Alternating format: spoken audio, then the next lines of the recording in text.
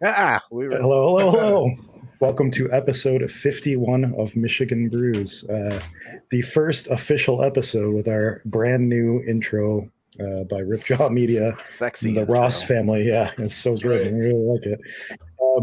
For those of you who are watching live and missed the beginning of the episode, I'll mention this again later. We'll go back and play it again just because we're happy with it, and so proud of it. And I'm so thankful for the Rosses and Ripjaw Media, helping us out with that. And since we have this now and we have, new audio and everything like that, I'm actually going to start working on ripping the audio from our previous episodes and creating podcasts out of those. So legit. So keep on the lookout for the Michigan Brews podcast. That'll be on Spotify and Apple Music and the other major providers probably. But and for those of you listening on the podcast portion, I'll try to edit out the intro in the middle of this episode because you don't need to listen to 30 seconds of music when we're trying to talk about beer and building recipes and stuff. So but it is awesome music. It is so much better music than the last music, and it didn't blow your fucking eardrums out. I was just gonna say, it could be a little louder. Yeah. we can change that for the podcast. Mike's asking when the reality show's debuting, so hell yeah, it's coming. We gotta create like a name and a better theme for what like our show would be like maybe just us like scavenging through the woods for ingredients and then like making like poison out of it. And like I was gonna say, Dark Horse did a whole show of them just doing stupid shit while not brewing beer in their brewery. So I mean, we could totally pull that off. Yeah, absolutely. Make it and drunk. Like 3 homebrewers do stupid shit while drinking. It's a fucking daytime Emmy award winner right there. Whatever. No, the intro is amazing. Can't thank the Rosses and Ripjaw Media enough. I mean, they did way too much for like I said, 3 drunk homebrewers online. So yeah, the intro is just super super super cool. Oh, we even have an outro to go with it too. I know it's a lot to take in. Right. So definitely hitting the big time. I can't talk at all now. I need to drink beer. What are you drinking? Yeah. So go ahead, Jordan. I was gonna say one of our hopeful sponsors at some point. Hams. Good old Hams beer. It took me. I was like, so funny thing is, I've been trying to buy Hams for like a couple months, and every time I stop at Meijer, they don't have it. So finally found it. So that's what I'm drinking. Sweet. Super stoked. Out of a mini mug. It's cute. Yeah. Yep. Yeah, that's one. I don't care if they're from Michigan or not. I mean, if Hams wants to get involved in the show or Hams wants to be on the show, anybody knows anybody at Hams, they're more than welcome. We will make them honorary Michiganders. The beer, not Boar's Head. It's different. What are you drinking, Brian? So I don't know if the color is going to show up well. It looks more orange on the stream. It's actually more of a pink color, but it's a pineapple upside down cake cider. Oh, is this yours? It is mine. So Distant Whistle made it for the very first time years ago, and they haven't made it again since. But like Shane and I really got hooked on it, and it became like an obsession. I think this is the 4th time I've tried to make it, and it's really good. I don't know if it quite lives up to the hype of what I remember Distant Whistles tasting like, but it's super good. It's a quick recipe for everybody. It's about 4 gallons of juice or cider fermented down and then stabilized with I think 1 or 2 pounds of brown sugar, depending on how strong you want it. I think this is about 7.2. Is that light, dark, extra dark? Light brown. Did you say that? I missed that. You may have said it. No. So yeah, ferment all that out, stabilize it, add a gallon of pineapple juice back, 2 vanilla beans. I think I used 33 ounces of maraschino cherries. The more expensive the better the outcome probably, but you probably don't want to be buying 33 ounces of Luxardo or whatever. Is that the brand? Yeah, Cherries. That's probably like $100 of cherries or something like that. So, What? Wow. but you could probably eat them afterwards. Oh. Oh yeah. So I was I just mean, trying to for think that of- for that price, I would anyways. yeah, I think it's like a 7-8 ounce jar of Luxardos costs $21. So yeah, throw 30 ounces of Luxardo in there. That'd be great. You know what, So, Jason? yeah. I heard you're coming into some money soon. I think you should do it. Yeah, who needs a new driveway, honey? Let's just make you can really make a expensive $200 cider. cider. Yeah, it's good. And then you dump all the fruit outside for your deer to eat, and you have really happy deer. So, Oh, even better. yeah. What about you, Jason? What you got tonight? So I actually dipped into my black IPA. I brewed this a few weeks ago for Michigan State Fair, and I plan on taking the keg to a homebrew fest. But I was down in the bar before the show, and thought, what the hell, and pulled one. It's really tasty. It's doing well after a couple of weeks in the keg. It's good. Good. Maybe we can talk about your thought process in designing that beer, since that's tonight's episode.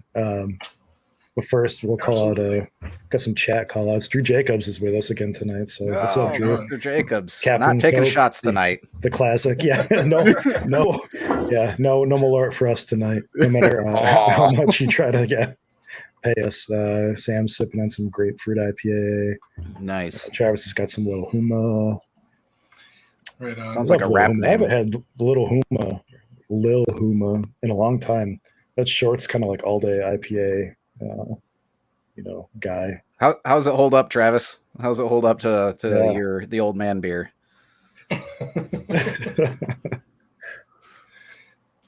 I answer at some point. Yeah, I'm not a Huma fan. Not a.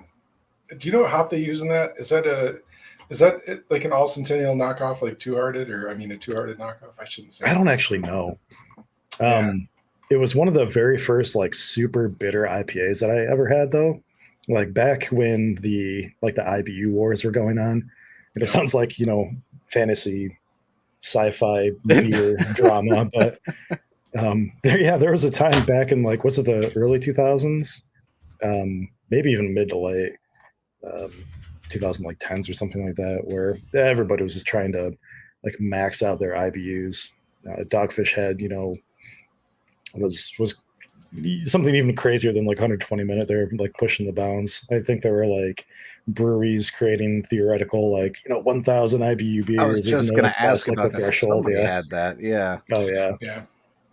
I just looked up. They don't actually advertise. I'm not trying to knock on Shorts at all and Huma. It's just out of those big, like you just said, those big bold IPAs that came out around that time. Huma just wasn't my favorite. No, that was right at the beginning of the craft beer boom here in Michigan, Yep. when Huma was coming out. So, yeah, I mean, I liked it. I liked Huma back in the day, but as what happens with just about anything, and this might may tie into recipes, your flavor, your palate changes as you become more experienced. So it's funny because the description for it calls it a citrus floral piney, and I get all piney, all dank, all resiny. So maybe I just need to try it again. But well, good to know. But it's good to hear that Travis likes it. I'm glad you enjoy it, Travis. It's always good to enjoy the beer you're drinking.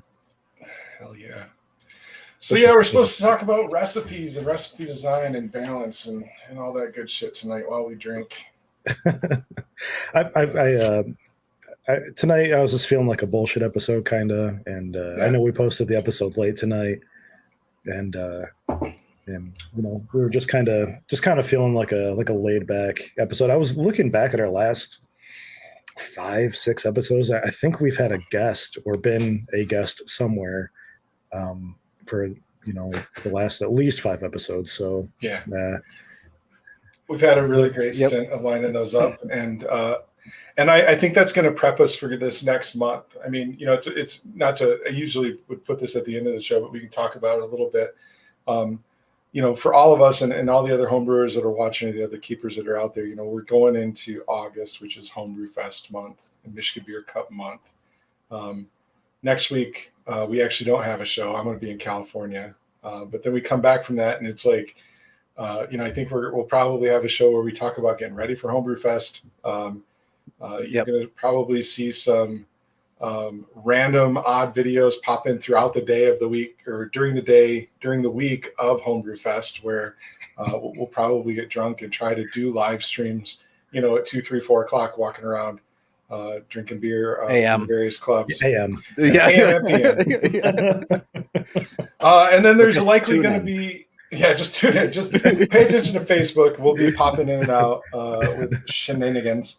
And then the week after, I imagine the 23rd will probably be an MHF after show, aka let our livers recover. I don't know. Like we'll figure it out. But August is gonna be a lot of MHF stuff. It's a big month for us, and it's just a big month for homebrew in Michigan.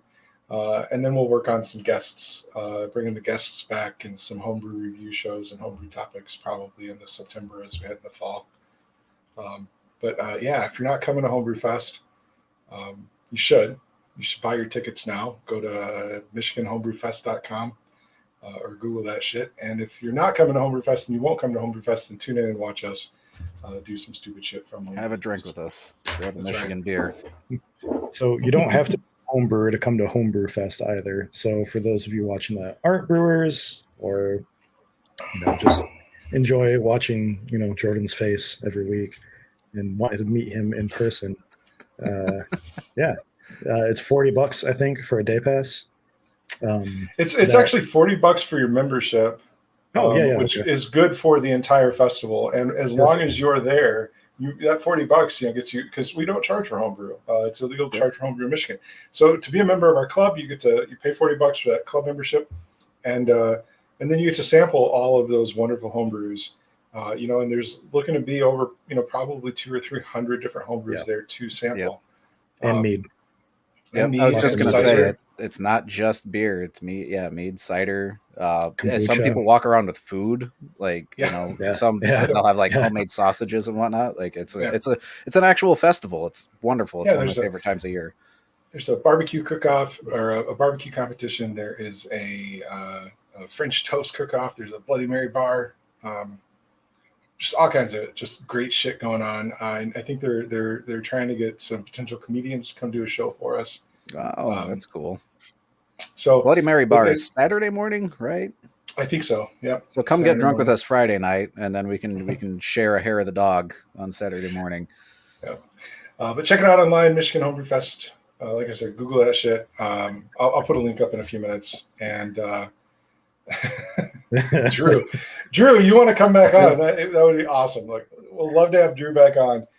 But I don't know. Pop that off. No, we're not doing Malort again. It's gonna have to be a different kind of episode this time. Yeah. Wait. I do have a question. So I might take one for the team if Drew hasn't had Malort. Oh. We should get him a bottle. What about Seltzer 2.0 with Drew Jacobs? Hey, speaking of seltzer, number 2. That's.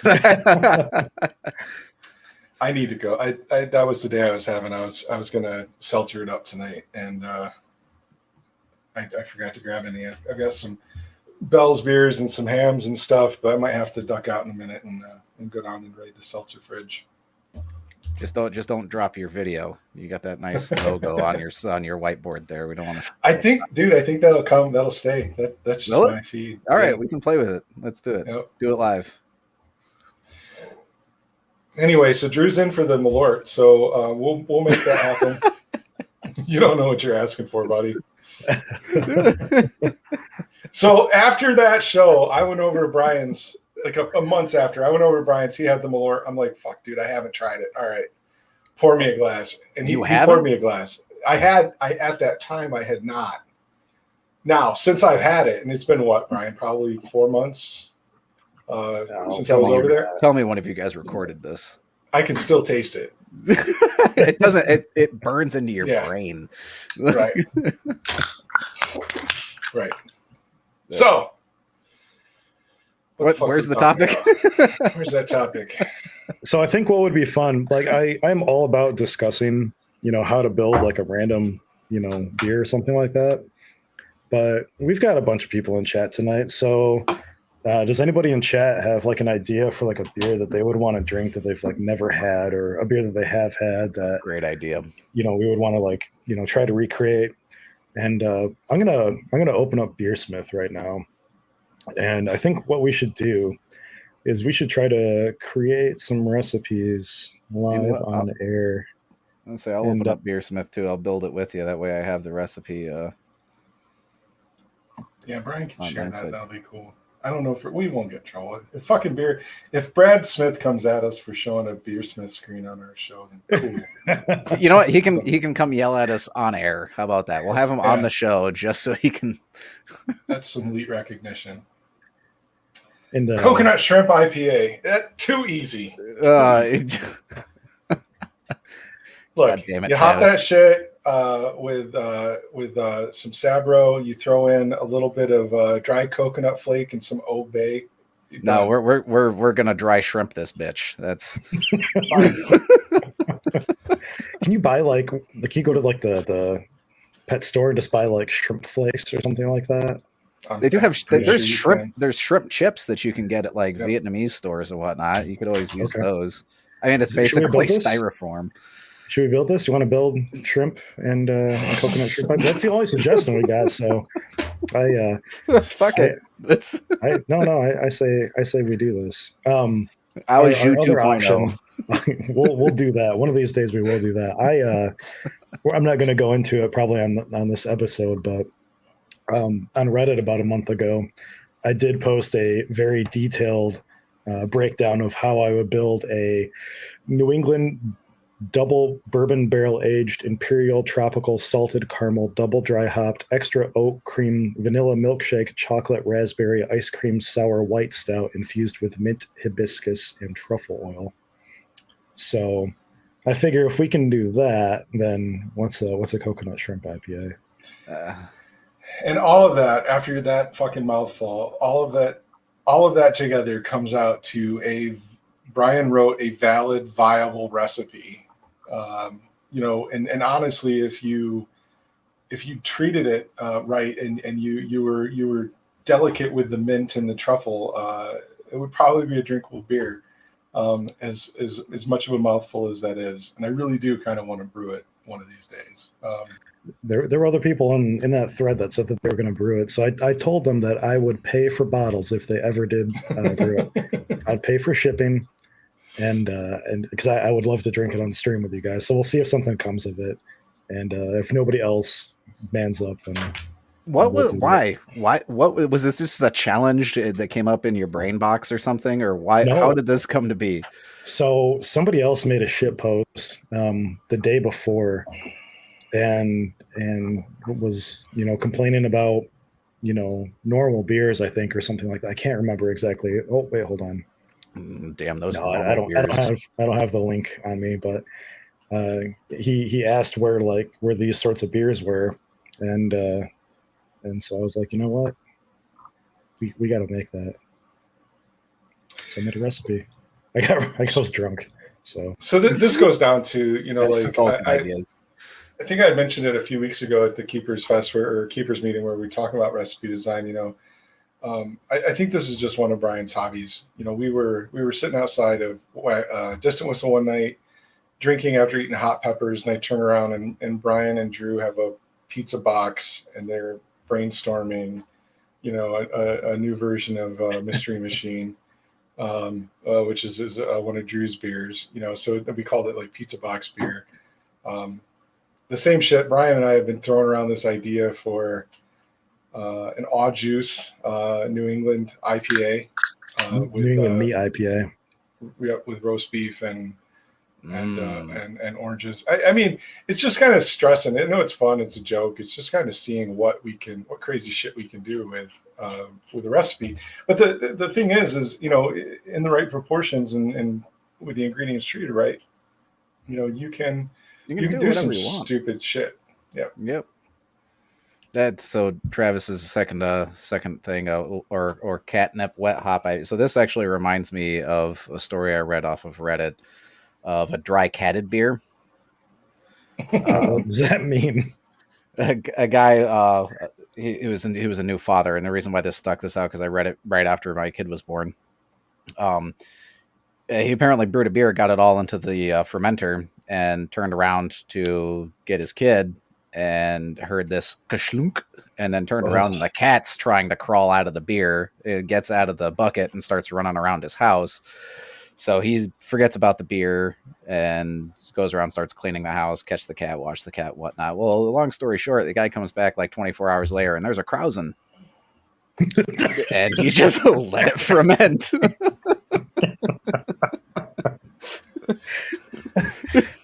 Oh, That's not good. I want to hear the follow up on that. Oh, is it really dry? Is it dry catted though? If it was that means added, after pre-fermentation. Yeah. So it was more like catted or something like that. Yeah. Right? Yeah. Steeped. Cat steeped. Yeah. Okay. So I was going to say that the catnip wet hop IPA actually reminds me of, and it's I think a similar flavor is that psychedelic cat grass. I mean that Shorts does this. You know, they do a wet hop, freshy fresh IPA. It doesn't really have catnip in it, but it kind of tastes green and grungy, and I would imagine Dank. Yeah, and in that same space. But yeah, no, we're gonna spin up a recipe. Brian, you're gonna pull it up. Should I share my screen? Is that what we're doing? Yeah, sure, go for it. All right, let's see. I'm gonna find your your crazy recipe. Let's get a link going to it in the. All right, so we got some Beersmith. So, are we going with Sam's? Are we calling it Sea Gump IPA? Yeah, the Michigan Shrimp IPA. I guess we didn't figure out where we're putting the shrimp in, but there was we're dry shimping. There was, what was that beer I had a while ago? Clam. It was a clam beer. That was one of the most. Oyster stouts is very much a thing, and they really did use oysters back in the day. Yep. For that salty umami flavor. This was like a blonde ale, though. It was just, I don't know, it was weird. Not my style.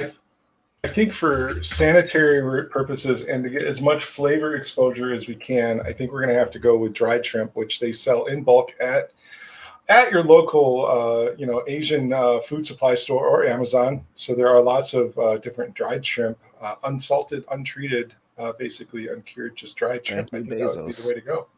So no surprise, shrimp is not a miscellaneous ingredient in Beersmith already. So we'll but that flavor combination that we're going to get out of it is going to be that, kind of, ocean, sea salt. I was going to say, you made a good point with Old Bay in there. That could actually be pretty good. I think you rim the glass with Old Bay. Yeah, I could see that. Yeah. So let's get back to shrimp in a minute. So we're doing an IPA, standard IPA recipe. Let's start with the coconut and the IPA. Where are we going with this? I think so, because we want to come off with the flavors. I think we actually need to keep the malt bill pretty mild. So we probably just go. I don't think we waste Maris Otter or anything like that. I think it's just two row. Standard 2-row. Okay. You're damn right, Jacob. Yeah. You can totally use this for Bell's Homebrew Comp. Let me post that. Yeah. Do it. We are writing your Bell's Homebrew Comp recipe right now. Let's start off with 10 pounds. You got to list us as co-brewers, though. I don't know, man. I feel like this thing has to be pretty boozy to make you not regret drinking it, but we can start with 10 pounds. Let's do 15. I don't. Can we distill it before I regret it? That's we'll do a 10-gallon batch or something, and great. Yeah, that way there's more to share. So, do we want any crystal malt? Crystal. I can't imagine crystal sugary flavors going good with shrimp. No. Or coconut. How do we feel about body? Do you want this to be a full-bodied beer, light-bodied beer? No, I think it needs to be crisp and light. I think you're gonna have to let I think the coconut's gonna bring some of that body. It's gonna add some of that oils. It's gonna add some of that mouthfeel. I think, you know, if we're going for, you know, a true coconut shrimp beer, I think we need to let that kind of carry and shine. So Agreed. Okay. I don't think we need any crystal. I think this is it. 2-row. Well, how about carapils? Maybe for like a little head retention or something like that. All right. Yeah, I dig that. yeah, I could see that. I mean, that kind of replicate those shrimp chips or whatever, you know, something light and fluffy up top. Now, Let's speaking check of this out. dryness, do we want to dry it out extra and do something like dextrose or turbinado sugar? So, do we want to replace some of this with like legit? What's our ABV, which is this one? We're Zero, without 7, having a 8. yeast in here, we're estimated around 8, 7, 8, 8.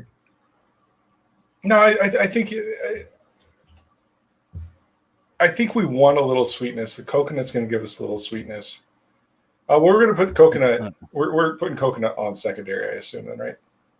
Yes, Sure. and probably coconut too. Yeah, or sorry, And I think both. it's shrimp. Yeah. Yeah. Well, no, because I'm thinking like if you want to add it to get the dryness in the base beer before or during fermentation, that's cool. But I think if we put that in there and then put the coconut in during fermentation, it'll. I think we're gonna want some more of that malty sweetness to help boost that coconut, that bready flavor that you get from like coconut shrimp. Oh, you're right. We didn't talk about breading. Now we've got to So- throw a pound of panko in there. Do you want to mash for some panko? Yeah. All right. Is it PANKO? Yeah. This will be our New Year's show when we get together and brew this. This is going to be at the end of the year when we're talking about the episodes that we did in 2021, and we're going to be like, "Why in the fuck did we make a coconut shrimp IPA?" Flavor. Thanks, Because Travis. Travis and Sam made us this awesome fucking intro, and we're humoring them, and I hope they're getting a good laugh out of this. So, But we want to mash with this, so let's change that. I have no Thai idea if shrimp that's mash. goza. That's see right there, it just proves you can't have a fucking original idea. right. You're done. Coconut, grapefruit, dried shrimp. You know what? Fuck it. We're gonna step them up, and we're gonna garnish our beer with a shrimp. Mm. And that Old Bay seasoning around the rim. We're gonna make this little beer cocktail.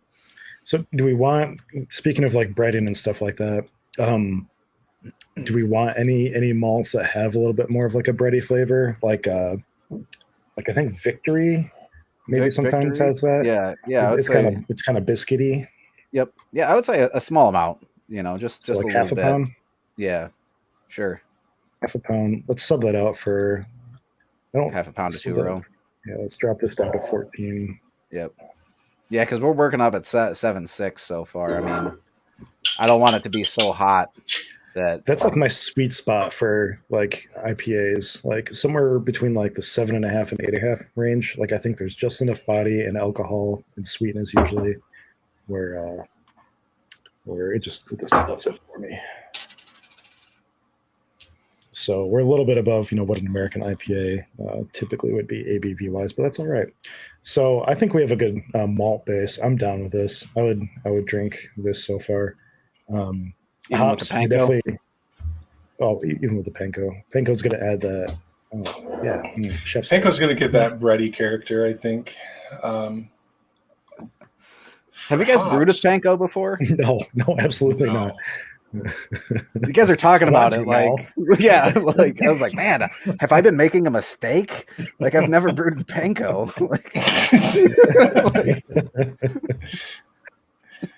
So, Well, Sam says that Thai shrimp goes a beer place is not in business anymore. So, that was the plug. I'm really liking this thing with their picture down there. Like that was a good addition there, Brian. You get to see their face more. I think it was a StreamYard like change that we just like missed out on or something. I got to start reading their emails more. Hops. All right. Hops. Bitterness. So clean bitterness, I think, to start, right? Yes. clean. Very clean. There's a hop with a lime, like a kefir characteristic. I'm trying to find it. But I think we should try to find like a citrusy, not super bitter. You see where I'm going though? Like Yeah, yep. Yeah, because citrusy is gonna because coconut shrimp's usually served with like a little orange sauce or something like that. So a hop that has like some lime or orange character might work pretty well. Julius sort of has that. It's a Minnesota Cascade. So they say sweet orange, mandarin, and peach. That would work with a coconut. I've never bittered with it before, but it's Cascade. No. I would say for bittering, we should probably stick with like a Warrior or. I'm gonna throw a fucking wrench in this just because I just bought 6 ounces of it. But Great Lake hops, bergamot, actually, it's very talks a lot about their citrusy, orange, lemongrass, tropical fruit. Oh, that's perfect.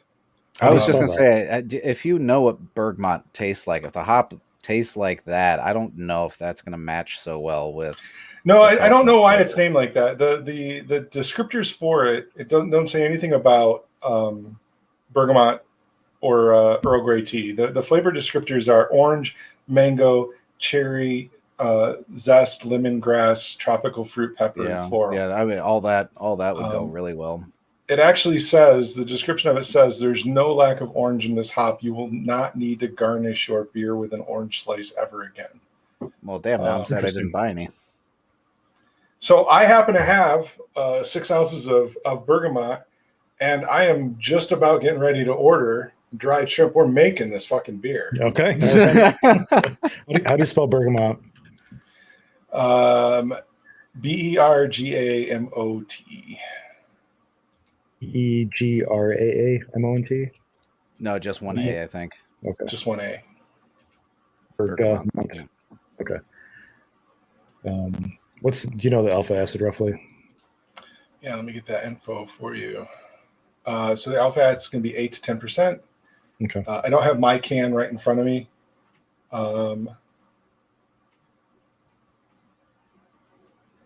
But yeah, 8 to 10.7% is what the page says for alpha. Beta is 8 to 9, or I'm sorry, 6 to 9.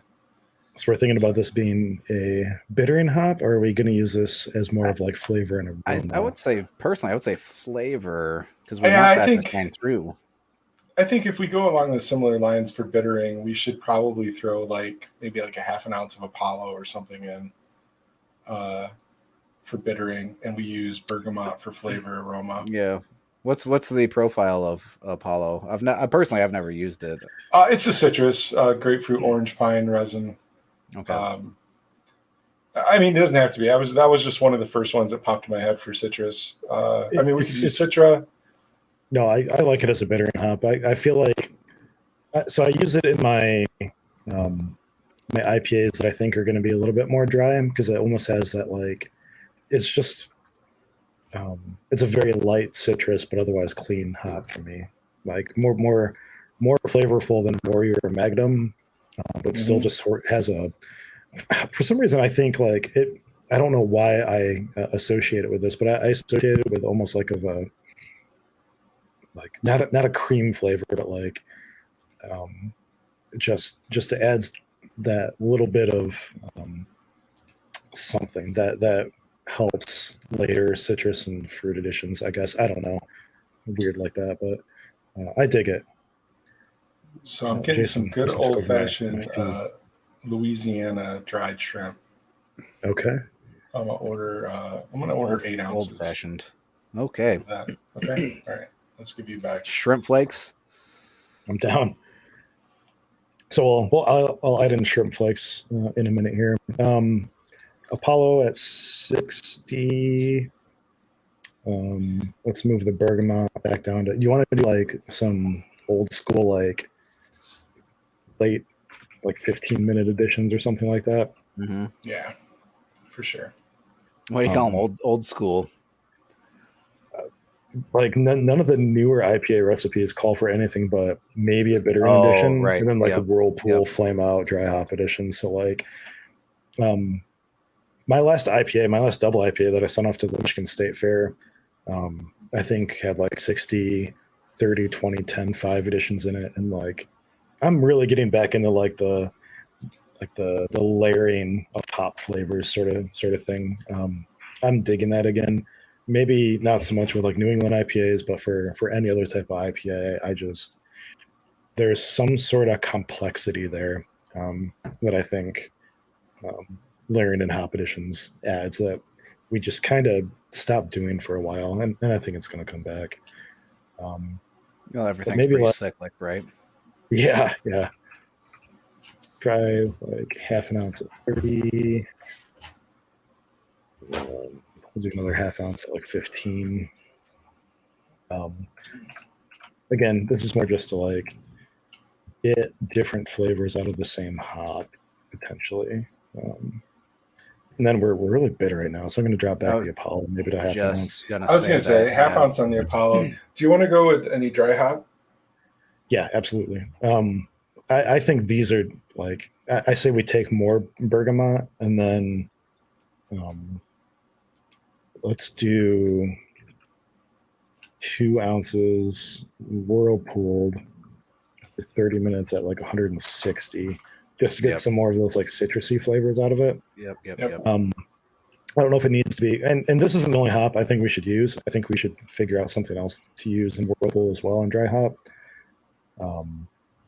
But definitely 2 ounces there and 2 ounces in dry hop for. So there is. Let me double check that. Is Sabro the coconut hop? Was that right? Sabro is. That's a great idea. Yeah, we were talking about All right, that. let's do some Sabro. Yep. I was just looking up coconut hops. It was either Sabro or it looks like Cashmere has some of those same flavors. Cashmere would be fun. Think about that. And then, Sabro is a lot higher in alpha generally, so probably a better use for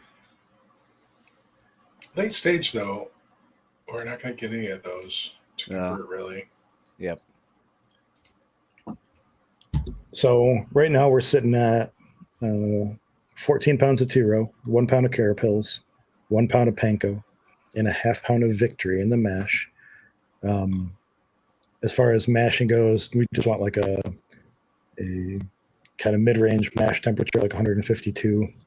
That sounds great. Probably. Yep. Unless would we want to go lower to crisp it up a little bit? Is that what we're thinking? We're thinking really dry, right? So, well, drier, on the drier side, right? That reminds me of my old trick. I used to talk about throwing like a half to 3/4 pound of rye in at the end to get that snappy bite, like crispiness. The only complaint I would have there is that rye is really high in beta glucosidase, or beta glucosidase, I think, or something like that. Glucosidase, yeah. Glucosidase. Is that the enzyme I'm thinking of? Something. I think beta glucosidase is the enzyme. I can't remember. But anyway, adds body to the beer. That's not a bad thing. Well, we were talking about it being lighter. You're right. I think 152 for this is fine, and yeah, forget that. Okay. And then for hops, we're bittering with Apollo at 60, half ounce, and then we're adding some bergamot in half ounce at 30, half ounce at 15. 2 ounces more of bergamot at Whirlpool, along with 2 ounces of Sabro at Whirlpool, and then 2 ounces of bergamot at dry hopping for 3 days, along with 2 ounces of Sabro dry hopping for 3 days. Yeah. But take a second, real quick, Yeah. because Brian Walker just popped in and said, "Hey, so that's a call out." So Brian and I met Brian Walker. Brian Walker is the bar manager at Jolly Pumpkin. Cool. Soon to be the owner of his own cidery, I believe. And we're hoping to get Brian on the show here in the near future. So that might be one of our August, September shows. So what up, Brian? Hey, How do you Brian. see this kind of stupid. This is not typical, but we're just fucking having fun making some crazy shit. But look forward to talking to you, man. Good to see you again, and tell Julie we said hi.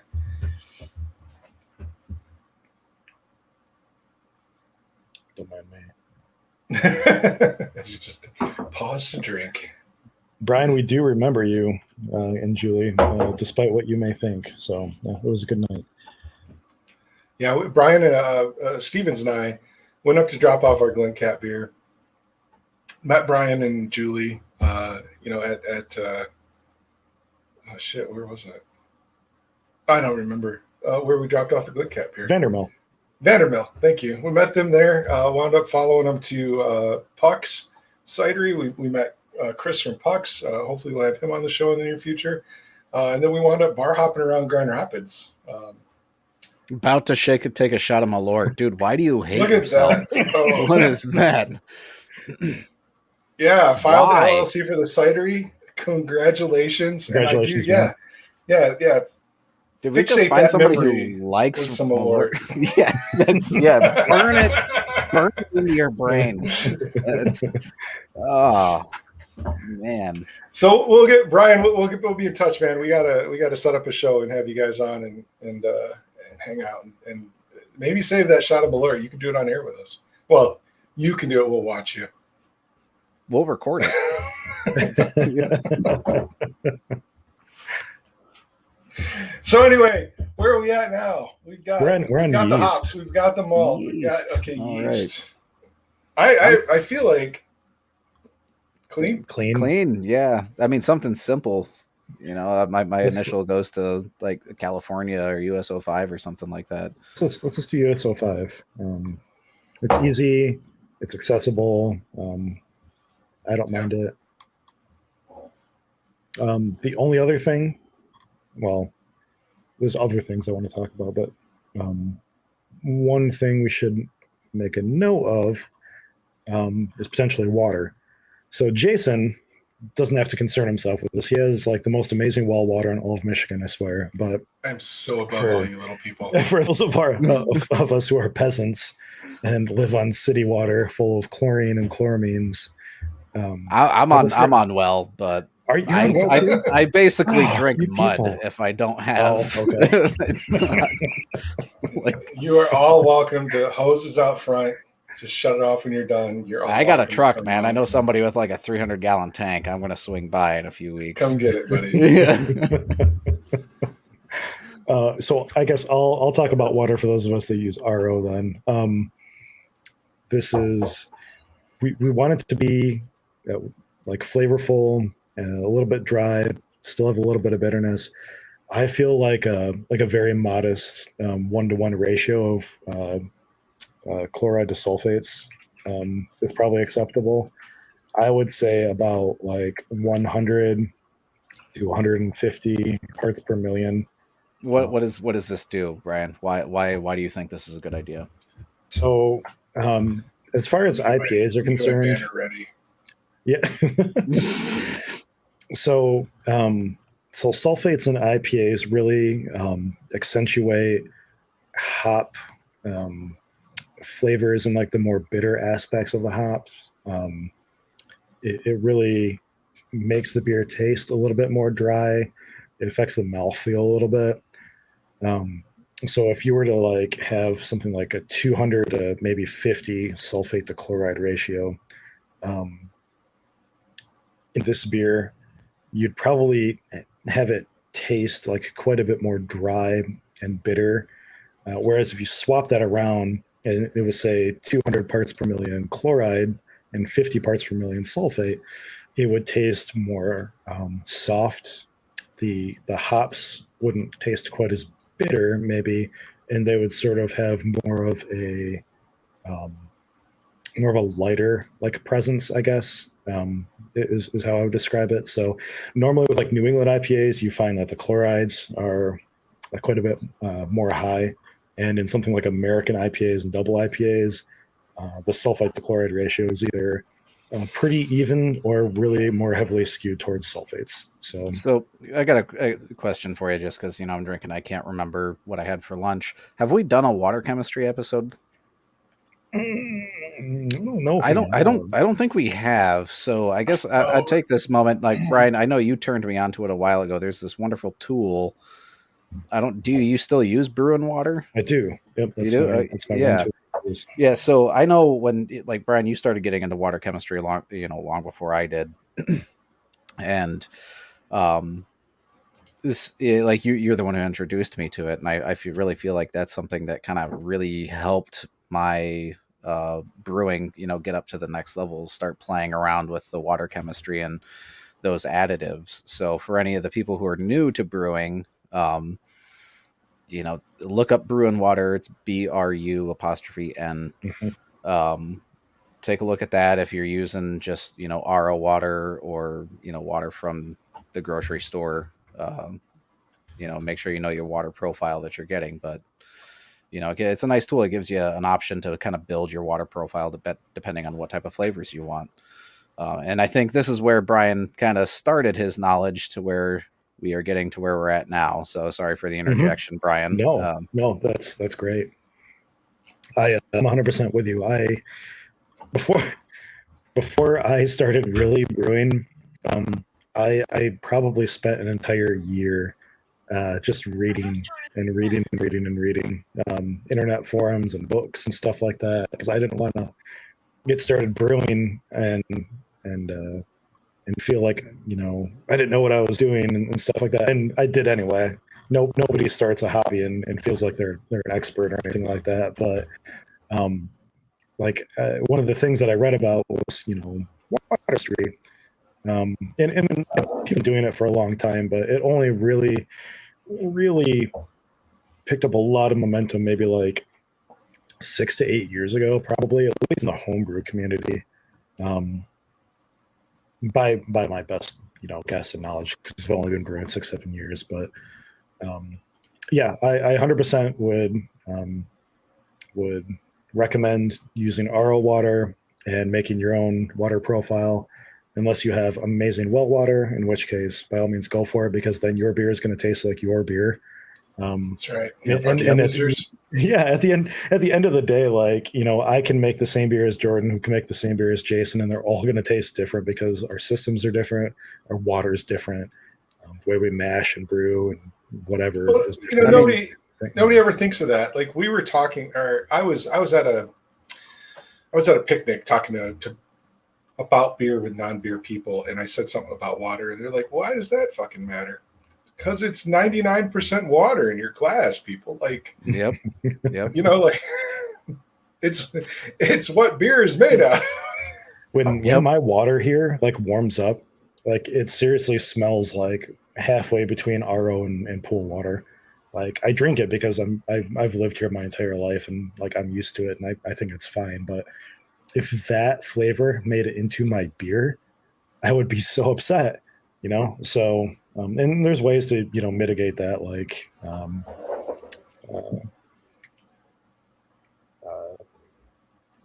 there's treatments that you can do to water beforehand, Campden tablets, things like that. There's things you can do, like pouring your beer water the night before and letting it sit out, because a lot of the chemicals that your local municipality put in should off gas. That will work for chlorine, but it will not work for chloramine. True. That's what I'm saying. There's some things that'll go out, but yeah, you can do Campden, but you got to be careful because you'll get sulfur, right, if you do too much. Yeah. Jason, you've had your water tested, right? So you know your profile. Yeah. That would be for anybody else. I want to do it for mine. All I know is that I'm basically drinking rocks my water so hard. But I would suggest for anybody who's interested, getting your own water tested isn't that expensive. But if you're in a homebrew club, if you're part of Keepers, we actually have a water testing kit that will loan you. You can go test your own water. But yeah, I might have to grab that because I want to know. We tested mine, and if you Google perfect water to homebrew with in general, it just says see Jason. I was just going to say, there's your picture right there, just as well as your address. Yeah. Come get this water. For the well water people, I think that that's probably not going to change a whole lot. I think that's a great idea for the municipality people. Is that the right word? That's the right Yeah, word. Yeah. Yeah. Okay. the township Yeah. people Yeah, people yeah. that are on city water, township water. I know Portage. I emailed the city years ago, and Portage, last I knew, pulled from 14 different aquifers. Or maybe we use Kalamazoo water, and Kalamazoo pulls from 14 different ones, but it will turn on and off these different flows as often as, maybe week to week, even day to day. And so if you do a water test and send it off, there's a very good chance that by the time you get that water test back, It's totally your water is not going to be quite the same. Interesting. They I didn't know do that. try to keep it, moderately the same. They take lots of tests and they add lots of chemicals to try to keep within certain parameters and stuff. But it would be like you, Jordan, me, and Jason, if we all had wells. Sometimes just pulling water from my well, and then sometimes pulling like 1/3 of mine and 2/3 of Jason's, and then sometimes like 1/3 from all of ours. And the water is just not quite the same, all the time. So for those of us on city water, if you like the taste of your water, once you add Campton tablets and get rid of like the chlorine and chloramines and stuff like that, 100% go for it. Make your best guess at like your water profile and stuff like that, and brew your best beer, because honestly, your beer is probably going to taste different than anybody else's still. But if you're looking for consistency, I think RO is a very, very good way to go. Agreed. So that's my spiel. All right, we got to get back to the shrimp. So Shrimp. All right. that's my We're in spiel water on chemistry. water. I say roughly 1-to-1, somewhere in that 155 parts per million range. And then it's brewing the beer pretty standard after that.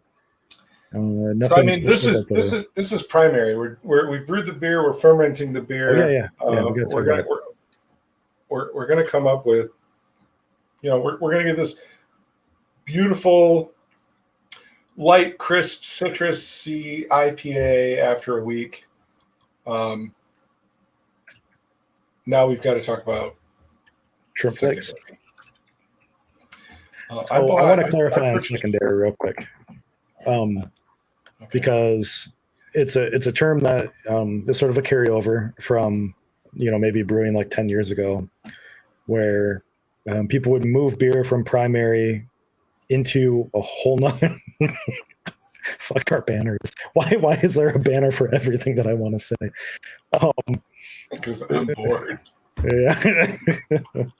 for those listening on the podcast, I said Brian can never find happiness, and I can find happiness. It's my All right, happiness but is go ahead in and complain shrimp about spices secondary. apparently. Yeah, no. So secondary used to be a term where people would move beer from one fermentation vessel to another to get it off of like the yeast and sediment and stuff like that, and then they'd age it for another couple weeks on this other vessel. Are we talking secondary? We are talking secondary. Okay, cool. Nobody really does that anymore, and the reason for it is that it's one more way that your beer can get infected. It's another way that you're going to be able to add oxygen to your beer, which you don't want to do after fermentation's done. That will add sherry and cardboard and all sorts of other, sometimes ketchupy like flavors to your beer. You don't want that. Well, maybe you do. I don't know. Maybe we'll make a ketchup beer, but Dude, I've had vegetables in beer before, man. Like, I'm not.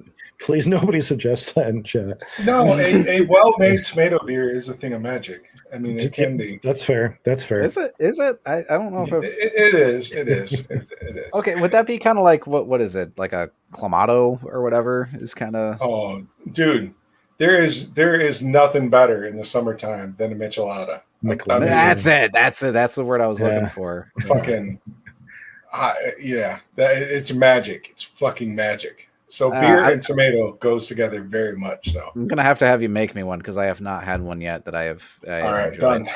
done. I've Awesome. actually drank them on air here, so I know When have I been here? I You know what? I think you know, as a new so- dad, you do miss an occasional episode. What'd you say? I said, as a new dad, you have missed the occasional Oh, episode. I thought you said ask my dad. I'm like, he is No. on here. Like, he is viewing occasionally. He's giving New me dad. shit about missing shows. So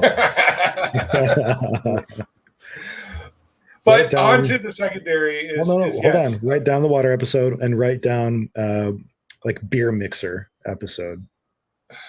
Beer mixer. All right. Yeah, right. Like yeah, beer that's cocktails. an Could be a idea. thing. Yeah. Oh man, we can get into a whole show just on mimosas, right? Or beer mimosas. Can we get a new intro for the beer cocktails one and like the DuckTales theme? Ooh. They told me on the side that they're going to give me a science time with Brian. So I'm Only if we can get Brian's head to spin like in 360 on the screen, like I'm Bill Nye. super fucking excited about that.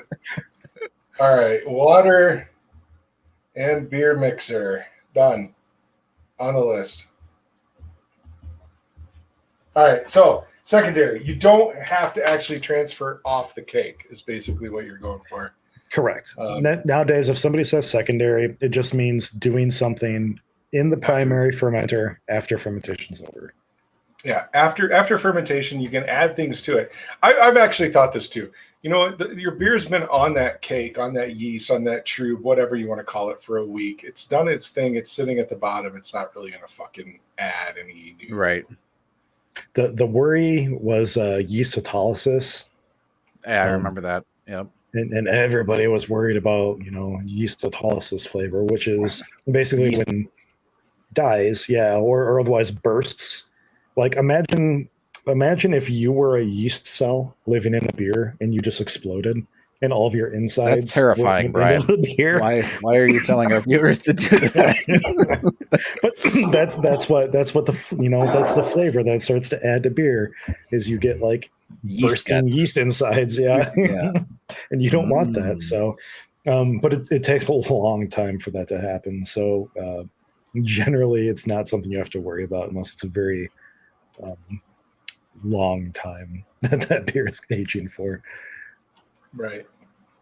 So yeah. So when we're talking secondary, we're talking about putting more ingredients into the beer after fermentation has done its thing for the most part. On that topic, Brian, with the fact that we want to add what I would assume would be toasted coconut. I'm not worried about the shrimp because the shrimp should have very latent or very low sugar. But do we want to stabilize? Should we stabilize this beer if we're going to add roasted coconut, toasted coconut?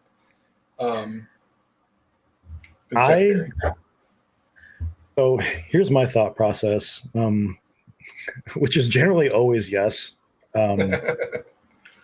Because so when you ferment fruit or anything that has like a little bit of sugar in it, the flavor changes. And the way that we taste fruit and we associate flavors with fruit, we associate them with the sugar that's already in that fruit. So if I'm making something that has coconut in it, and that's not even that it's like that sweet or anything like that, but I think it needs like all of the whatever little bit of sugar that it adds to just keep it where it's at. That, and if we want to alter the beer a little bit afterwards, we probably have a little bit of wiggle room if we stabilize too. That's just my personal philosophy on it.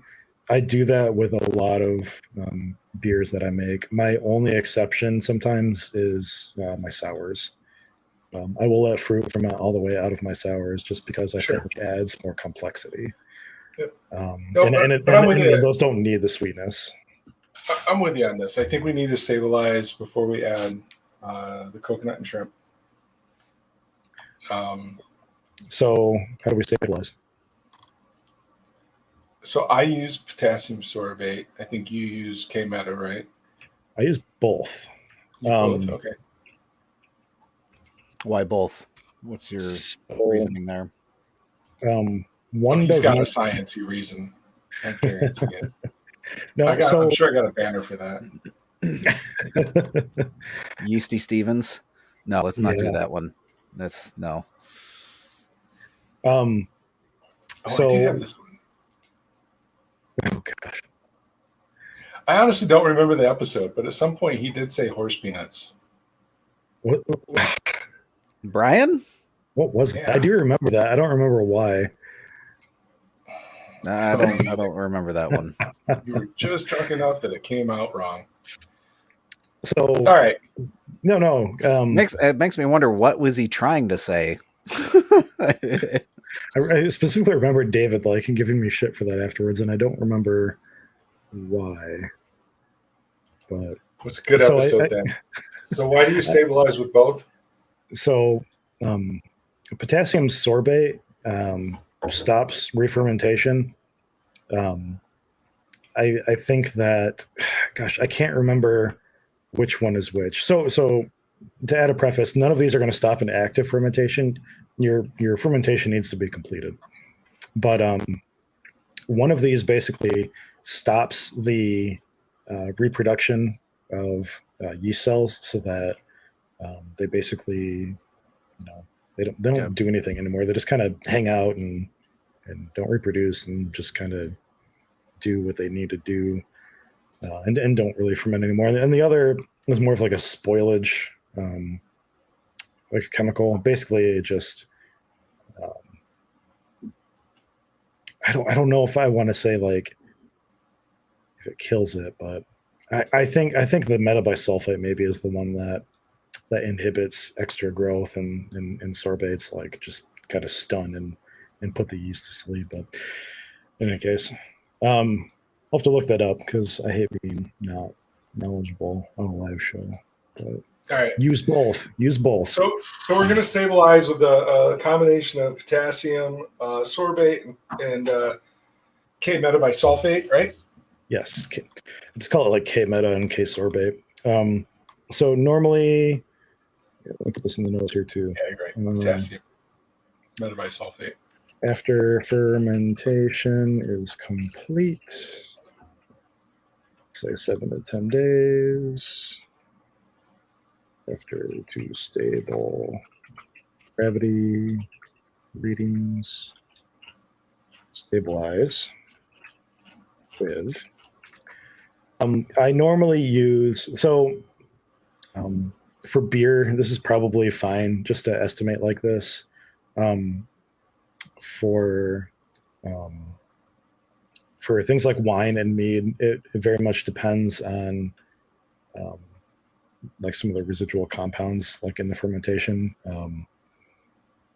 I think it might be like residual sulfites and stuff like that. I can't really remember, but there's calculators out to figure out like what you need to stabilize for other sorts of fermentables. But for beer, normally like half a teaspoon of K-meta, so potassium metabisulfite, is fine, and about 2.5 teaspoons of K-sorbate, potassium sorbate.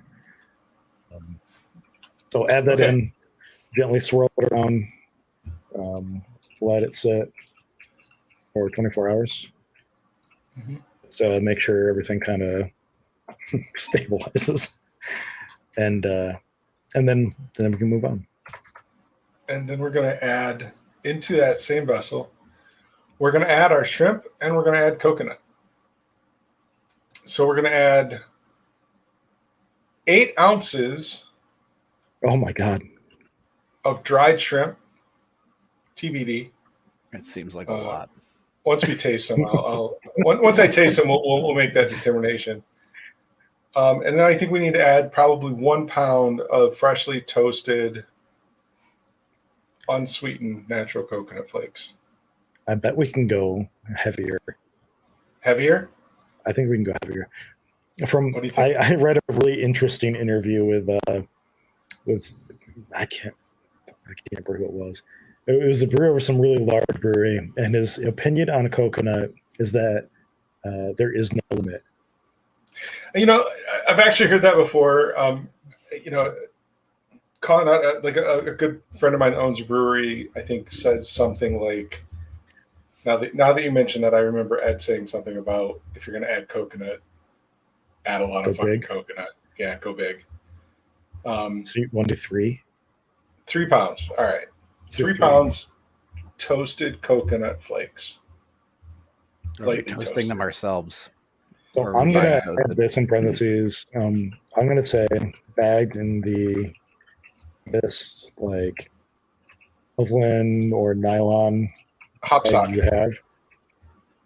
Yep. Sock. Hop sock.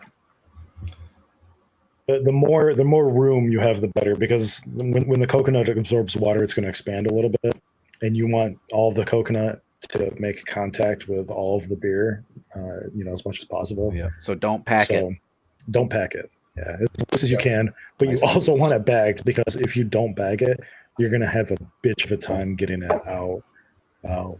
It gets Unless you have a everywhere. nice filtration system, then just dump it in. But most Man. most home brewers don't. I know I don't. Anytime I'm adding something to like a secondary or whatever, I'm almost always bagging it. No, I think it totally needs to be like in a hop sock or a big muslin bag or a brew and bag, something like that. We need to put this in. Might as well throw the shrimp in there as well. So 3 pounds toasted coconut, up to 8 ounces of dried shrimp. We're going to let that go for another 5 days, 7 days. Crash it out. Carbonate the living shit out of it. Because To satisfy Brian. I would say carbonate to what's normal IPA volumes, like 2.5. Yeah. No, it's like 2.8. 2.8 balls. And then we invite the Rosses over to They get first sample this monster. I mean, this wonderful, amazing beer. We should, you know what? We should just have them on a show when we try this, and we'll let them sample the beer. That way we get So the let's- reaction. Let's go back. Let's run through. Flip back to the recipe, the design page. Let's talk through. So basic recipe design rules that we should follow is keeping our base malts above 80%, which we've done, right? So we've got base malts at 90%. Yeah. You do that because you don't want the adjuncts to kind of take away from the power of that beer to ferment and kind of to wash out the base of that beer. You need a good, strong, sugary base to ferment and make that beer strong. We've got good hop additions, right? So we've got our bittering addition, we've got flavor and aroma, and we're in with the new age hipster kids doing the whirlpool. And then we're going hard with USO 5, which is just a workhorse beast. So, funny story. So I brewed 3 beers last Saturday.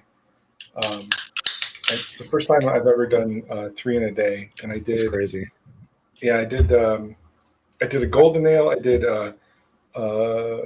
ordinary bitter, and I did a wheat base. And you did these in series, right? They weren't parallel.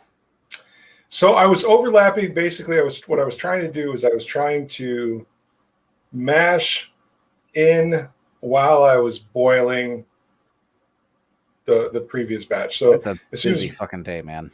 It was 11 hours, but it's funny. So I pitched USO 5 on the golden. I pitched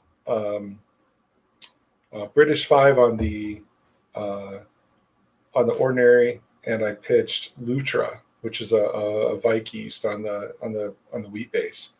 And the yeast that burned through and finished the fastest was the USO 5 on that golden base. Wow. Interesting. It kicked the shit out of Lutra. Really? Yeah. Huh. Okay.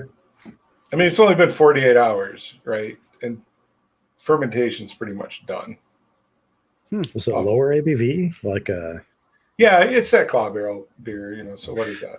Yeah, okay. 4.5%, 5%, something like that. Yeah. That's awesome though.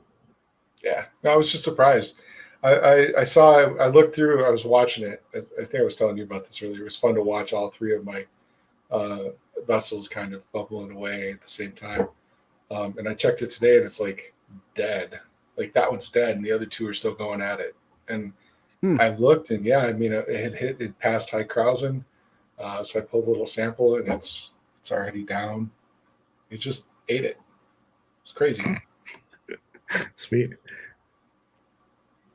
So anyway, I don't know when we can brew this. We should get together and brew it. We'll figure it out. Agreed. The shrimp. Well, I guess the shrimp will decide. The shrimp will be here next week. So we'll work this out. We'll get this brewed. So the reason why do we just do that? Because the Rosses made a sweet intro for us. Because the Rosses made a sweet intro for us. So we got a few more people on here. I want to play it again. Let's play the intro. We were supposed to do it like 30 minutes before. Oh, we forgot about that. Yeah. So let's play the intro. Let's talk about the intro a little bit. This is super fucking cool. Yeah. Let's talk about the intro. Let's do that. I want to do a shout out to Distant Whistle. So we got to film this on site at Distant Whistle a few weeks ago.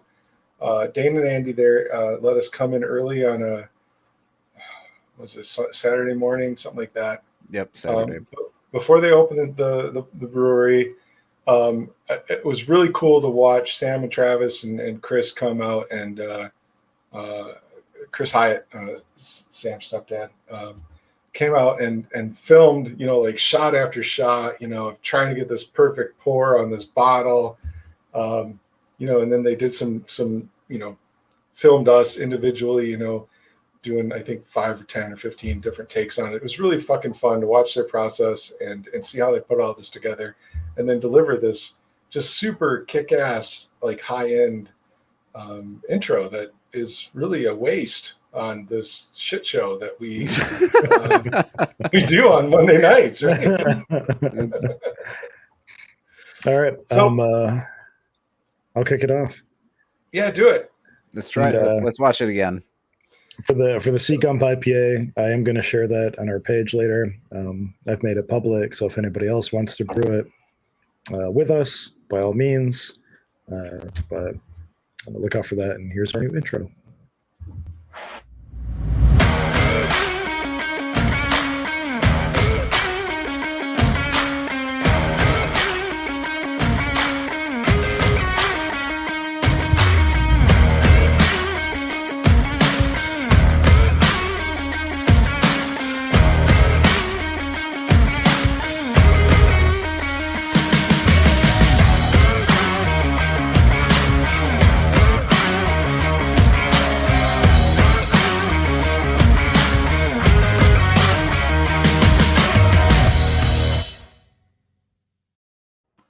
Yeah, I just fucking love that.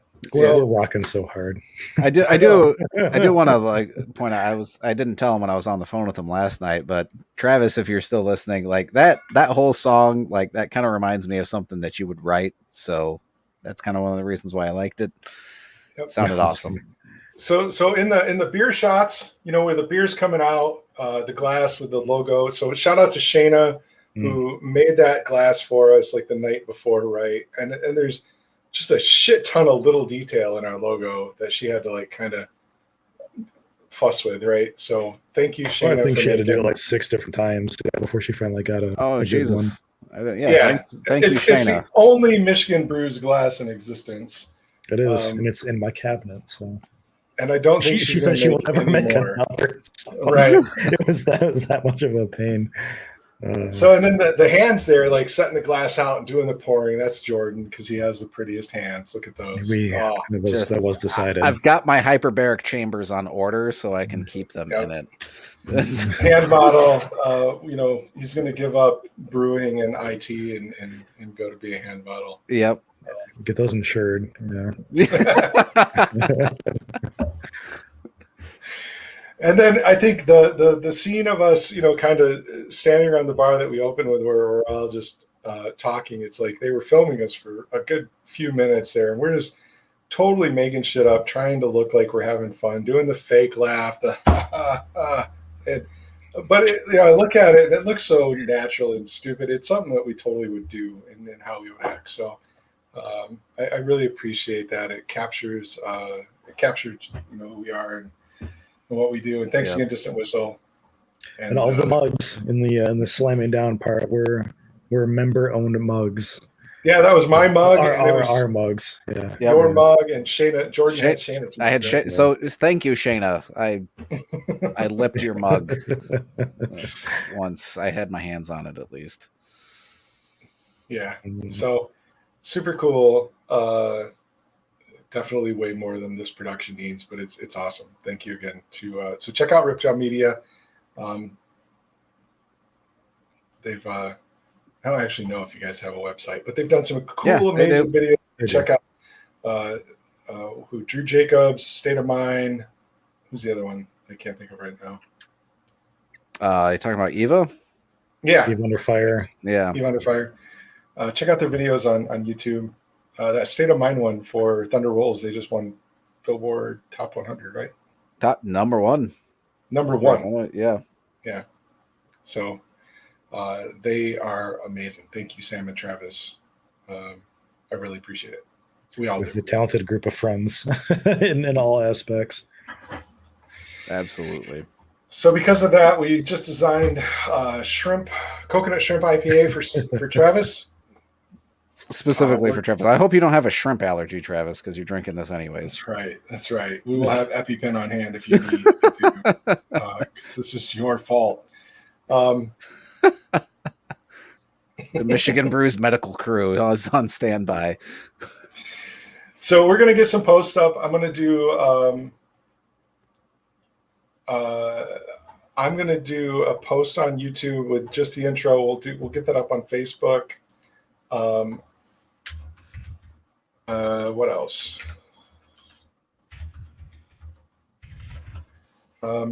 Yeah, we just want to highlight that intro, and the amazing job you guys did. So we'll get that shit up on YouTube. We'll get that shit up on Facebook.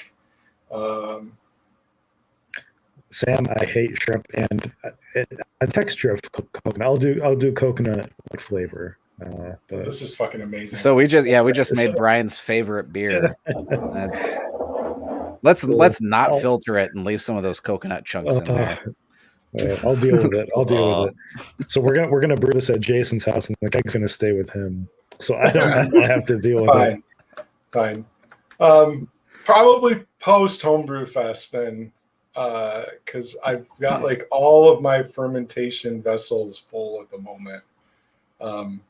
So I do want to be there. So give me at least a few weeks notice if we will. We'll set this up end of August, beginning of September. We'll brew this beer, and then we'll try to have it ready for a month after that. We'll do a show and we'll talk about it. But yeah, I mean, I'm good. It's I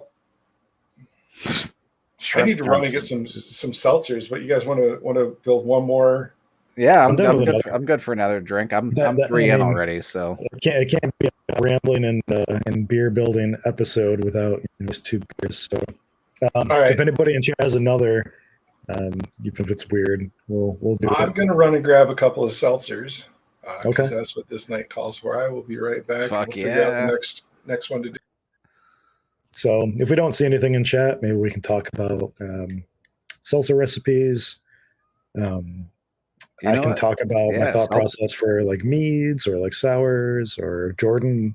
I was gonna say my vote would be either seltzers or meads. Talking as a viewer to Science Brian, that would be my thing. I've got 2 meads that I'm sitting on down here, and I've got the ingredients to probably make, because I've had to hoard dextrose from Jason. Mm-hmm. So I've got probably enough to make 3 batches, but I feel like the past few seltzers that I've made have been decent.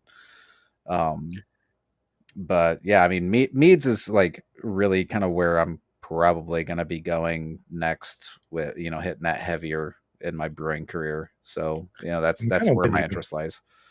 It's how do I say this?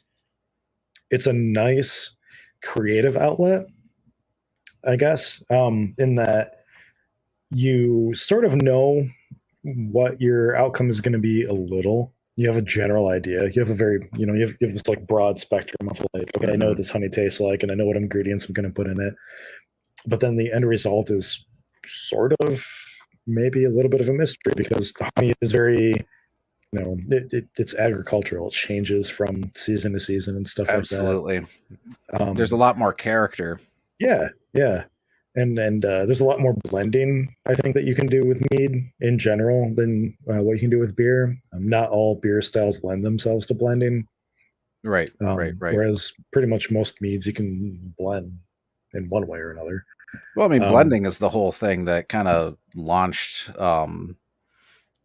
like the like mid-shelf liquor industry, isn't it? Because like most of that stuff is all blends, like scotches, bourbons. They blend barrels and whatnot. So that's like most of your mid-shelf stuff, as far as I know. But yeah, no, I mean, I'll get there eventually, Brian. But no, I'm not getting into blending yet. I need to get my. I just brewed my first sack mead. So anything that's above 12.5 is sack. Oh, I didn't even realize it was that low. I thought it was closer to like 15, 16. Maybe it is. That okay. My initial gut reaction was 15, but I figured I was wrong, so I went lower. That sounds right. Yeah, so I think this one's going to be like 16.5, 17. Awesome.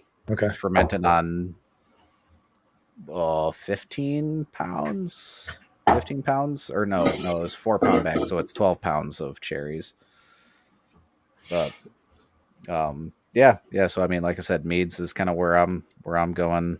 Seltzers, more meads because like I can sit on it for a while. Like a beer, I'm not gonna lie, with still adjusting to be a father. My kid's only 15 months old, just about.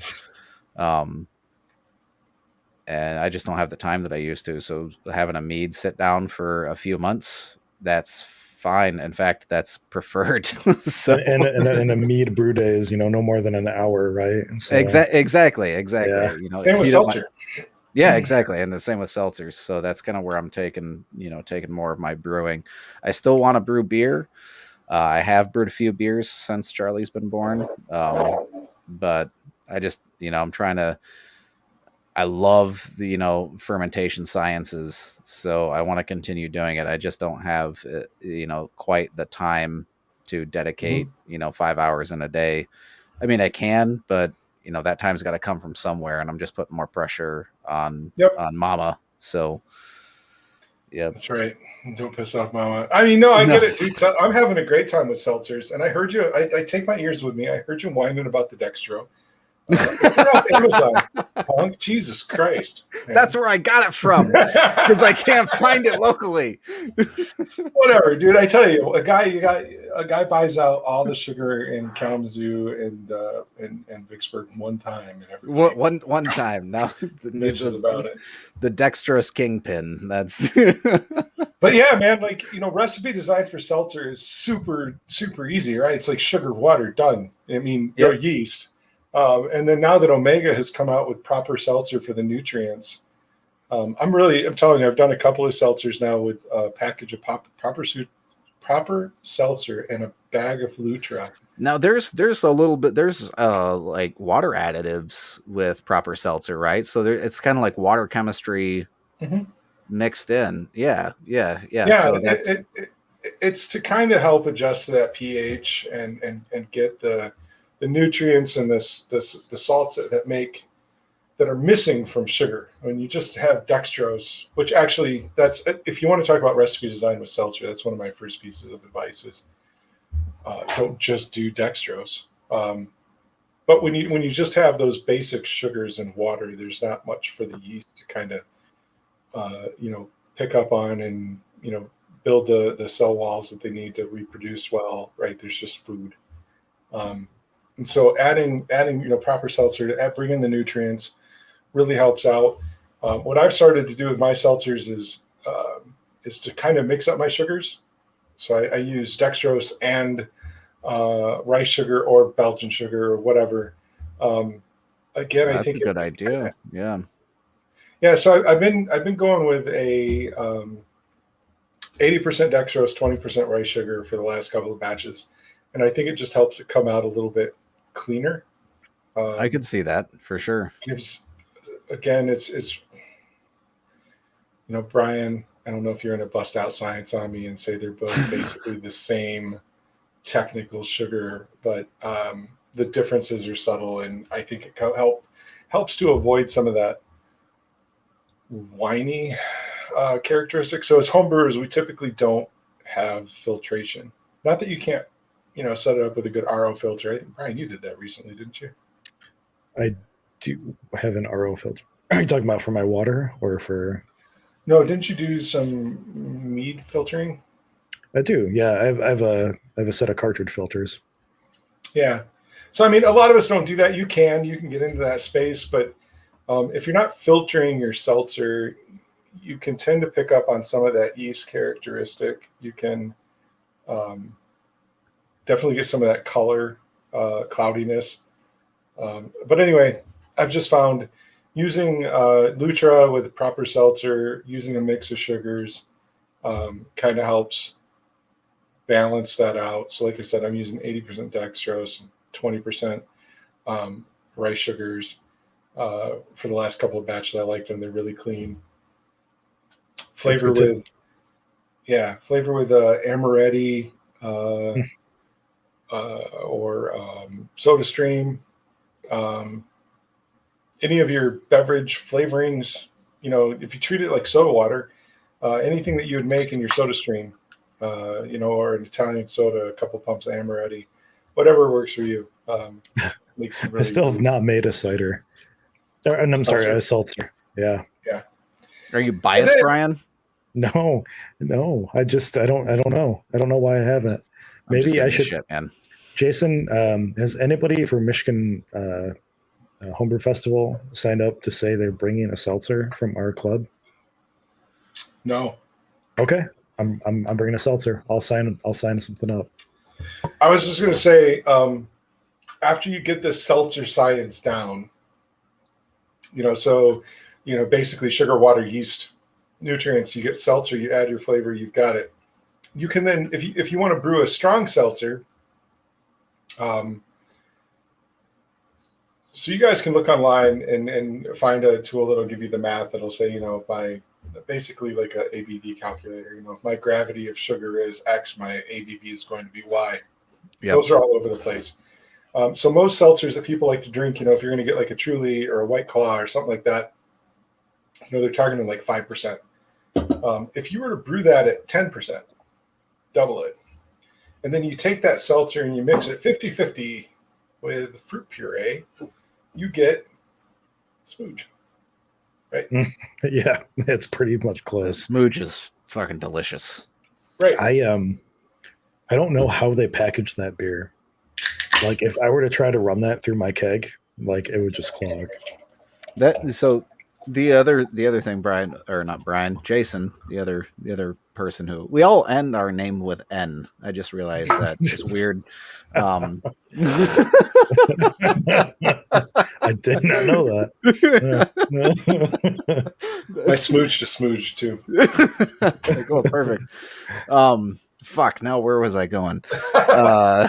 Oh yeah, you were talking about like brewing 50-50. So part of at least the way I've done seltzers in the past is that I'll brew like damn near a 15 or 20% base with my corn sugar, Yes. and then it cut it down with treated water. So what that does is that you get that like seltzer water mouthfeel. You don't have that fermented beverage body to it. It cuts it and thins it out a lot. You're absolutely right. In fact, I thank you for calling it out because I really like the flavor or mouthfeel of Perrier. Yeah. Okay. And so it's a super hard water though, right? There's lots it is. of calcium. It is very minerally. And so what I did was I took my I have a 12% seltzer base, and I just for shits and giggles took like half of that and mixed it with soda water, with mineral water. Yep. And it was great. Like I really enjoyed the flavor of that. So I have been thinking about doing that for a keg. So I've got a keg of 12% in the base, and it's 12% base in the basement. And I was going to do half of it with fruit puree to get smooge. And then I was thinking about taking the other half and actually going down and buying, a case of Perrier. Just kind of pouring it into a keg and putting it on top of that just to cut it, just because I really like the way that mouthfeel feels. So that's another thing that you can do if you're going to make seltzers. You don't have to do it with tap water or RO water. Go for the amount that you're looking at, a couple of gallons, go find some good mineral water or, spring water or something else. Because it's really going to impart a lot of that flavor, texture, mouthfeel. But onto the smooge, Brian. If you do it right, there's a lot of breweries around here that are serving this. And it is just basically the recipe for smooge or other drinks like it is the seltzer base mixed with fruit puree and fruit concentrate for flavor. So like in this case, it's a strawberry banana fruit puree, probably sweetened with apple juice concentrate or orange juice concentrate for brightness. And oh man, they just go down so good. It's like the most awful looking color, but it looks like you're drinking old like chocolate milk or something like that. It's like this brown. Fuck you! I feel like I should talk like a Valley girl. I don't care. This shit is tasty. If it weren't like $5 for like an 8-ounce can or something like that. Yeah, that's my only complaint. The shit's expensive. Yeah. So there you go, Brian. If you're going to do a seltzer for Homebrew Fest, maybe I'll do a 2.5 gallon keg of fucking. Now you got me thinking, Smooch? Brian. Since I said I had the stuff for a seltzer, I could probably take an afternoon after work and make a seltzer base. You make a seltzer in 45 minutes, right? You just got to boil some water. For as warm as it's going to be out there, I think seltzers are going to be agreed a go-to. Like we should coordinate so that way we don't overlap on flavors. Okay. Yeah, we'll totally do that. Yeah, because the last year that we had Homebrew Fest, like I did a watermelon and Jordan, you did a peach, right? Peach. Oh, I forgot about that. Yeah. And the peach was amazing. It was very tasty. Like, I didn't like my watermelon. I feel like I've learned a lot since. I liked your watermelon. I thought it was pretty good. Yeah. But yeah. Thank you for liking the peach. I don't know. I think I've brewed one seltzer two seltzers since then. So I've been out of practice. Having a kid takes a lot of your brain power and time. So, and I'm not even the one that grew it. So I'm just kind of the ancillary parent. Just planted the seed, man. Right. the ink cartridge to the 3D printer. Did you guys talk about like a brewing a seltzer, like a recipe? Yeah, we went through the whole thing. Okay, I really did. It's sugar, water, boil, yeast nutrients, yeast, ferment. Yep. If you have the ability to crash, you absolutely should crash. Yep. If you're a home brewer, I think that's one of the first things you need to invest in is a vessel that you can crash in. Yep. Jason was touching on using multiple different types of sugars. Yep. I did come back for that. Okay. Yep. So that's seltzers in a nutshell. Very, very easy. You don't even need, like I said, you bring the water to a boil, you dissolve the sugar. From there, you can pretty much go straight to cooling. You don't need to boil. You're not looking for a 60-minute boil. You're not trying to boil off a volume. You're just trying to sterilize that water and and melt the sugar. So, as soon as you've got a good strong boil, you can and everything's dissolved, you can definitely start chilling. And then as soon as you're at temperature, like I said, pitch that yeast. I really do like the Proper Seltzer Nutrients and the Lutra combination. I think that's a winner. You can pick up Proper Seltzer at South County Homebrew Supply and Lutra. I just bought a pack there last week. I have not done a seltzer with anything outside of, I think, 71B. I think that's the only yeast I've used for it. Interesting. I might have used 1118 once, but I almost always use a wine yeast for mine. So I am interested. I mean, like with Jason, I think you were off. I told Brian I've got, I think, enough dextrose to do 2 or 3 batches. Well, no, you were there. You have the wireless, I have the wireless earmajigs. Yeah. So maybe I'll toss one of them with Lutra or a dude, try it out, and yeast. it's awesome, awesome stuff. And if you want like a more in-depth, like super in-depth, tutorial, maybe episode 17 was our hard seltzer episode. Man, that long ago. I know. We're on like 51. Is it 51? Yeah, 51 Look, it's on the screen. Yeah, there it is. Yeah. And we went pretty hard into like pH and ingredients and stuff like that. Like all yeast, all the good stuff. So that was honestly probably one of my favorite episodes because that guy went hard into the science of it. Oh, that's the Omega episode. Yeah, that was Lance Shaner. That was episode 25. Oh, yeah. Yep. Okay. Yeah, that's the one I was thinking of. Yep. So in true Michigan Brews fashion, we kind of talk about it in an episode, and then we get an expert to come in and actually tell us what we fucked up later. Yep. So both of those episodes are good. We're waiting for our shrimp expert to pop in a chat tonight, so we can have a show with them, in the next couple of weeks. So please, does anybody know if there's like a classically brewed style of beer with shrimp? Like, is there a style out there? Sam found a cider, some shrimp cider earlier from an out of business brewery, but yeah, I'm thinking like internationally, like the New England area had the clam beer. Like, I feel like shrimp's not far off. It needs to be. It needs to be really far off, but it's funny because and I'm not going to contaminate my tap lines. It's a classic thing to brew. I'm sorry, to boil shrimp in beer. Is it? Oh, okay. That's true. Right. Okay. True. This is a logical step here. I'm feeling you. So I feel like our next logical step is a crawfish beer. Shut your mouth. It's like illegal to bring them into the state live, though, right?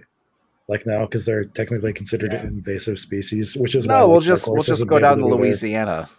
There. Okay, we'll just do do a show down there.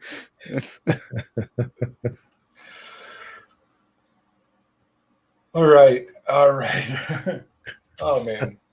Well, so here's the thing. I think that going forward, maybe on our Facebook page or something, we should garner suggestions every once in a while for recipes to make. I had a lot of fun tonight on this episode, honestly. And I think if we were to do an occasional like build a beer workshop episode or something, like how we do with the homebrew review episodes, that would be super fun. I had a really good time tonight doing this, so my creative juices were flowing. I was just gonna say that whole term, like build a beer. It's a little close. Hopefully we don't get it. Yeah. No, have you guys heard of I think her name is Bella something. She does a song called Build a Bitch. It's a fantastic listen. Okay. All right. Well, that'll be in our Spotify. That'll be in our Facebook link recap. After Bella Porch. Yeah. Oh, I know Bella Porch. Why does that name sound? Why does that name sound familiar? She's like a TikTok star or something, I think. Check out the song. It's worth a listen to. Yeah. So yeah, no, this was fun. It was fun just to goof off and actually not try to sound like we're experts on something that we're not. I mean, we're good at building recipes. I mean, we have an C medal between the three of us, so Oh, We're doing God okay. damn it, Brian. Humble It's just brag. jab, Oh. jab. Oh man, way to brag speaking about of, that. they sent me with my medal. They sent me a packet of proper seltzer. Did they? Yeah, that was my prize. So no, I'm apparently getting a $30 or a $50 gift certificate to Brewers Association, their like There you go. bookstore or whatever. But yeah, I have the nutrients to build a seltzer now, so I just need to go buy a pack of Lutra and Just get buy on it off Jason, or buy the dextrose off Jason. That's I've used He's it like all. the handler in the Kalamazoo County area. he's the dealer of the good white stuff. Well, It's fantastic. we have an outro. Yes. I think we're pretty much wrapping up. Yeah. I see more it's- suggestions for recipes in chat. So It's been an hour I and say, 40 minutes. Yeah, yes, it's been the quickest hour 40 honestly in the last couple episodes. right. So No, 100%. it's No been show great. next week. No show next week. We'll be back the 9th with a show. But the shows throughout August are likely going to be focused around Michigan Homebrew Fest. Go buy your goddamn tickets and come hang out with us at Homebrew Fest. Wait, Rip, on that is Brian. I still owe you money, don't I? I'm calling that on air. So I don't sure. Okay. yeah, all right. Well, you know what? I owe you picking up a chicken. So Jesus Christ. That's- We're going to play the outro now. Thank you, everybody, for Bye. hanging out with us. we'll see you in a couple weeks. There's music during this outro, so we can't talk over it like we normally do. So, Oh damn! is So it. we got to say our goodbyes now. All right. Thanks for joining us for episode 51, and we'll look more to do Cheers. more of these In the episodes. So have a good night. all right.